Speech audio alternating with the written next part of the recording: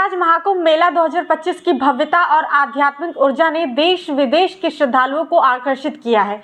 महाकुंभ को लेकर आम जनता के बीच जबरदस्त उत्साह बना हुआ है। मकर संक्रांति, मौनी अमावस्या और बसंत पंचमी जैसे अमृत स्नान पर्वों के बाद भी संगम नगरी में श्रद्धालुओं की संख्या में कोई कमी नहीं आई है। नागा साधुओं की विदाई के बाद भी कुंभ क्षेत्र में भक्तों का रेला उमड़ रहा है। महाकुंभ के दौरान स्नान पर्वों की धार्मिक महत्ता के कारण भारी भीड़ देखने को मिल रही है। 5 फरवरी को प्रधानमंत्री नरेंद्र मोदी के संगम स्नान के बाद से वीआईपी मूवमेंट और तेज हो गया है, जिससे प्रयागराज की सड़कों पर जाम जैसी स्थिति उत्पन्न हो गई है। भीड़ की वजह से प्रशासन को यातायात और सुरक्षा व्यवस्था को लेकर कई गंभीर समस्याओं का सामना करना पड़ रहा है। हालात को देखते हुए 5 फरवरी तक प्रयागराज में वीआईपी प्रोटोकॉल को स्थगित कर दिया गया था, लेकिन अब ये फिर से लागू हो चुका है। वीआईपी मूवमेंट के कारण श्रद्धालुओं को 20 से 25 किलोमीटर तक पैदल चलकर मेले तक पहुंचना पड़ रहा है। शहर की प्रमुख सड़कों पर वाहन रेंगते नजर आ रहे हैं। भीड़ नियंत्रण और यातायात सुचारू रखने के लिए प्रयागराज संगम रेलवे स्टेशन को 14 फरवरी तक के लिए बंद कर दिया गया है। प्रशासन ने श्रद्धालुओं को प्रयागराज जंक्शन और अन्य रेलवे स्टेशनों का उपयोग करने की सलाह दी है। महाकुंभ में 144 वर्षों बाद बनने वाले दुर्लभ संयोग को देखने के लिए श्रद्धालुओं की अपार भीड़ उमड़ रही है। माघ पूर्णिमा स्नान के लिए रेलवे और स्थानीय प्रशासन विशेष योजना पर कार्य कर रहा है। मौनी अमावस्या के दौरान प्रयागराज जंक्शन पर जिस इमरजेंसी प्लान को लागू किया गया था, उसे दोबारा सक्रिय कर दिया गया है। भीड़ को नियंत्रित करने के लिए कई वैकल्पिक उपाय अपनाए जा रहे हैं, जैसे ऑन डिमांड ट्रेनों का संचालन। रेलवे ने मौनी अमावस्या से अधिक विशेष ट्रेनों का संचालन शुरू किया है। मकर संक्रांति स्नान पर्व पर 101 विशेष ट्रेनें चलाई गई थी, जबकि अब ये संख्या बढ़कर 107 कर दी गई है। श्रद्धालुओं का डाइवर्जन। अधिक भीड़ होने पर श्रद्धालुओं को प्रयागराज जंक्शन की ओर बढ़ने से रोका जा रहा है और उन्हें खुसरोबाग क्षेत्र में डाइवर्ट भी किया जा रहा है। सुरक्षा कड़ी। जंक्शन प्रमुख मार्गों और मेले के प्रवेश द्वारों पर अतिरिक्त पुलिस बल, पीएसी और अर्धसैनिक बलों की तैनाती भी की गई है। प्रयागराज में प्रवेश करने वाले सभी राष्ट्रीय और राज्यीय राजमार्गों पर वाहनों की लंबी कतारें भी देखी जा रही हैं। खासकर वाराणसी, जौनपुर, मिर्जापुर, कौशाम्बी, प्रतापगढ़, रीवा और कानपुर मार्ग पर भीषण जाम की स्थिति बनी हुई है। हाईवे पर भारी वाहनों का दबाव और वीआईपी मूवमेंट यातायात बाधित करने में मुख्य कारण भी बन रहे हैं।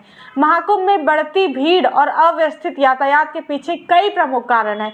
सबसे पहला रीजन है पार्किंग की कमी। प्रयागराज में कुल 102 पार्किंग स्थल बनाए गए हैं, लेकिन स्नान पर्वों के बाद इनकी संख्या घटकर 36 कर दी गई है।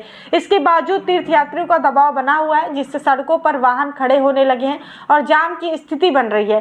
प्रशासनिक तालमेल की कमी। अमृत स्नान के दौरान प्रशासन ने पड़ोसी जिलों के साथ मिलकर भीड़ को नियंत्रित किया था, लेकिन अब वाहनों की सीमाओं पर रोकने के लिए कोई ठोस योजना भी नहीं बनाई गई है।